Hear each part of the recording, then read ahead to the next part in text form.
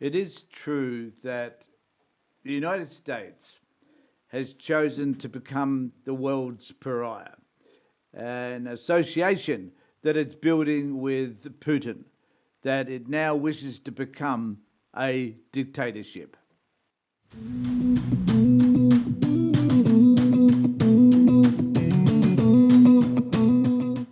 And as a result of all of that, we in Australia need to make some decisions about who it is we wish to side with, how we wish to side with them, what we need to be thinking about that's going to be making a difference in our part of the world. Now, I've said this many times before, but Trump, in my view, and only in my view, is one of the most revolting human beings on this planet, along with J.D. Vance and most of the Republican Party in the US. The question really remains here is, how is this relationship going to get any better? What is it that we in Australia can do to further prevent, I guess, a catastrophe from happening? To be abandoned by the United States, what is it that we will have to do to acquiesce to the demands of the United States so that we can maintain any level of support from them? What would that look like? And it's hard to say because we're dealing with a government, pardon me, an administration who are simply interested in anything which is transactional, anything that means that they can make some money from, that they can improve their own wealth, for that matter.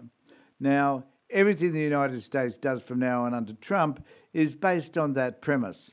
He's not interested in the balance geopolitically. He's not interested in what is in the best interest of other countries, such as particularly Ukraine and Europe. And my guess is he's not really interested in Australia. After all, the man didn't even know what AUKUS was when he was asked about that the other day. He's a moron.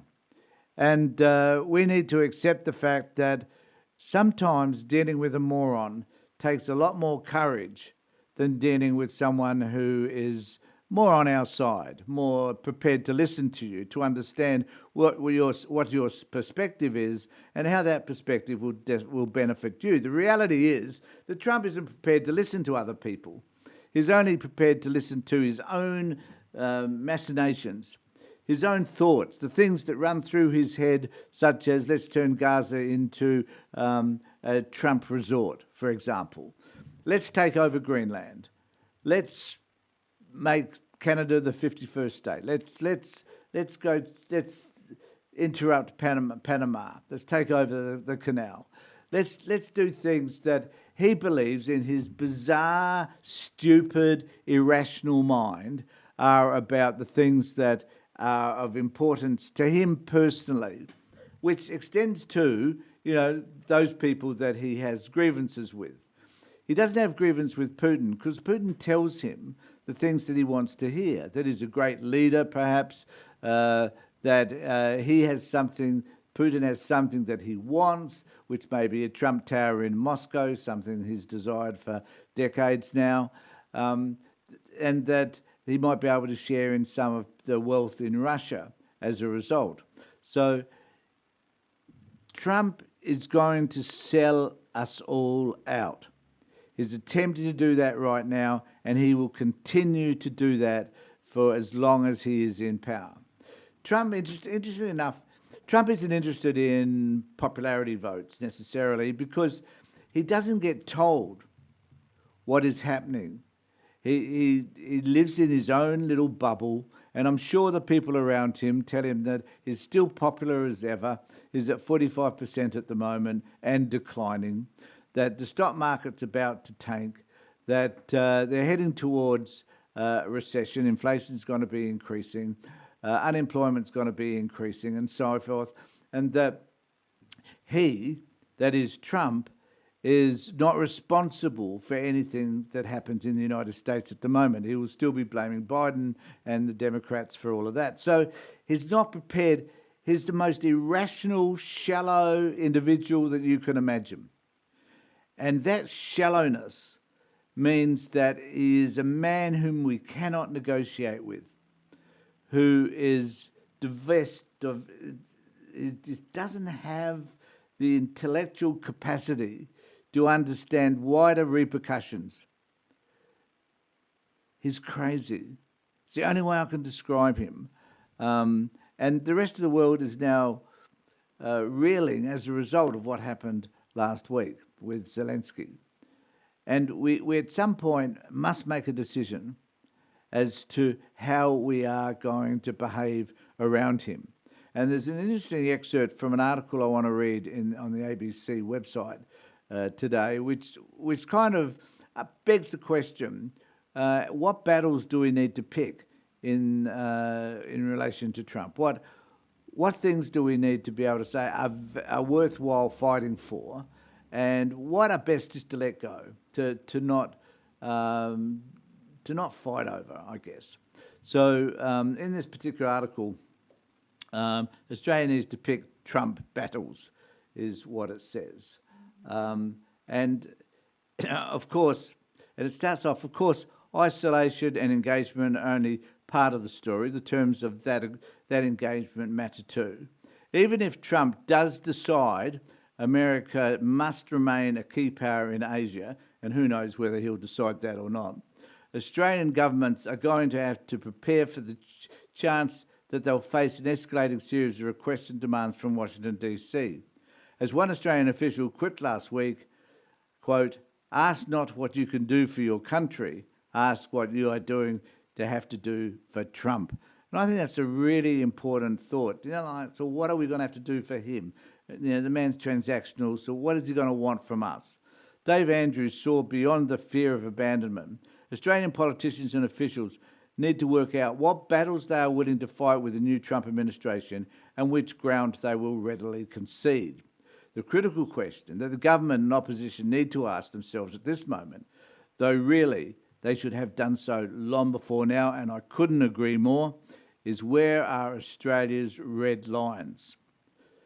To what would Australia say no if it is demanded by our major ally, and what costs are we willing to bear for that decision? These questions could mount quickly, he argues, particularly if Trump allies like Elon Musk fixate on any perceived injustices in the alliance or within the political system. How much more would we be willing to pay to acquire AUKUS submarines if asked by Trump? How much more would we be willing to be paid? It's an interesting question. How much distortion to our tax base would we countenance? Is the alliance worth foregoing affordable medicine and surrendering to the creeping influence of big tech? So, where do we stand? What is it that we would like to, or are we prepared to give up? What are we prepared to accept?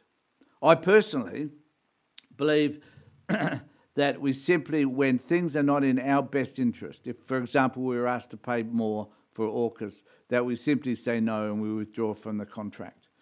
That Trump's still going to impose tariffs. That's supposed to happen today, I think. So he's still going to impose tariffs on all of us. He's not going to waver from any of that. And I think we need to see Trump clearly for who he is, the baboon that this man is, the unintelligent, lack of negotiating skills, the buffoon that I guess, and I'll say that over and over again, that he definitely is.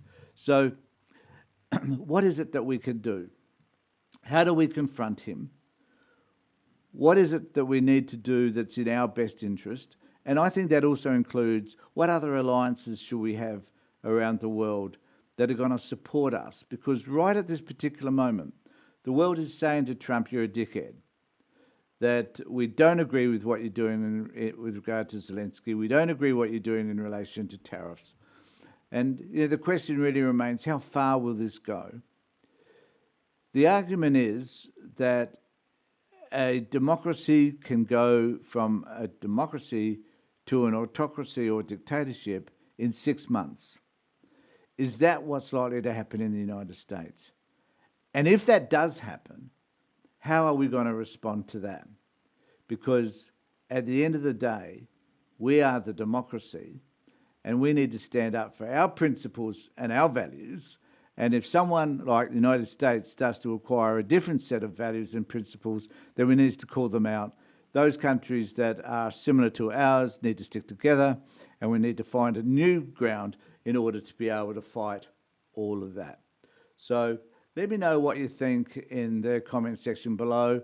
Ring the bell for further notifications. Object if you like, as I'm sure many of you will. And remember that the battle, I think, the battle has just begun. It's just begun. So let me know what you think in the comment sections below. In the meantime, take care, look after yourselves, and of course, keep safe.